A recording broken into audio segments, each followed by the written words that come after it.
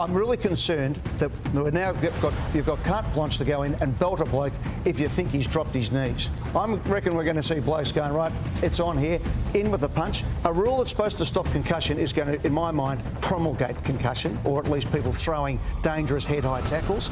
It's not binary. It's not black and white, what's going on. It seems like there's a mindset and an attitude to umpiring. I would like us to go back. Somebody gets their head knocked off next week, get their jaw broken, see what happens.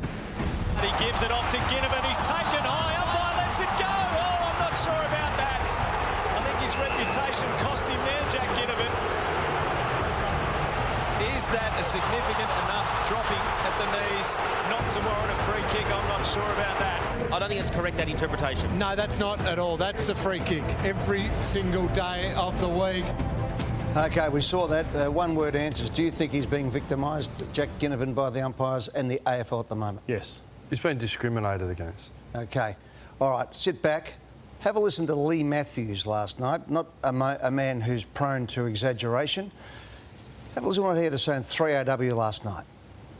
I felt sick. I felt sick because the fabric of our game, the fabric of the game is umpires treating every player the same. Yeah. OK, you know that if a player plays for free kicks, does certain things, OK, umpires might take it into their own hands. But that was virtually not only a high contact headlock, it was bordering on unduly rough play. And the best umpire in the game, Max Stevic, didn't blow the whistle. Now, I didn't blame Stevic. I thought to myself, what are they doing to our game? And when I say they, I mean Richard Goyder in the Commission, who are the only body that can actually change rules, and Gillon McLaughlin and his coaching cohort of advisors that are making the game easier for the tackler and harder for the bloke with the ball. And the fact that Jack Ginnivan was victimised, I was anything from disillusioned to disappointed to angry to shocked. It got my blood boiling, and frankly, 2 days later it does. This is what the game is saying. We want the umpires to umpire. That's what disturbed me the most. I think the people running the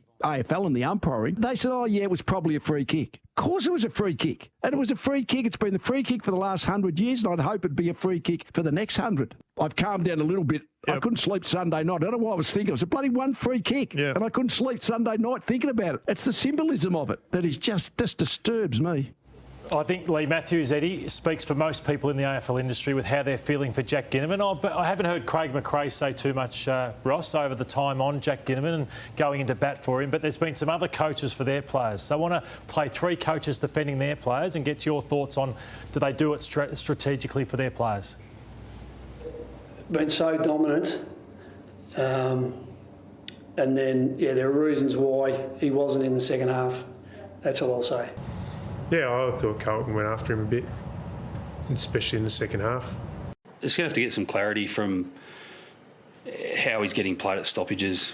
That, to my eye, I think Isaac's looking at the ball.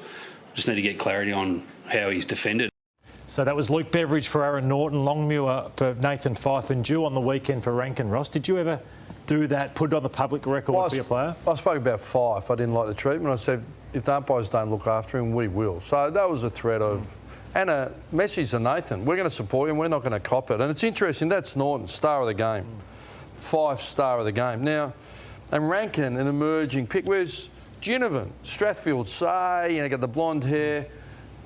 I think it's now time for McRae to come out and go, enough. We need to look after him. If the umpires won't... Me watching the Redmond Vision... Ginnivan should have got up and really got stuck. That's Lee Matt. In our day, you're up and you're into that bloke. So I'm seeing those clips where they're coming in with an intent, generally not to lay a legitimate tackle. It's we're almost got a free. I don't like it. I don't like what I'm seeing. Does he drop a little bit? But a lot of those are swinging, reckless tackles. He needs to be looked after better than he's being looked after. Graham Wright and the club were into the AFL this week. I think Collingwood are actually trying to change the whole way they approach things. They used to have me out front all the time, just going behind the scenes on it. There's enough coming from everywhere else. But back in the day, I'll go back to the days when Tommy Hafey would do a press conference. He'd go, right, boys, off the record. Right, this is what's going on, blah, blah, blah, blah. They actually brought the rule in because David Parkin used it as a tactic. If they had a big game the next week, he'd come out and he'd bake the umpires and they'd get a a better run the week after. So that's why we haven't seen it for a while, and it's starting to creep back in. I'm not mad on it. There are ways to go through it if you're a coach and a club, rather than just going out in the media. That's what our job is.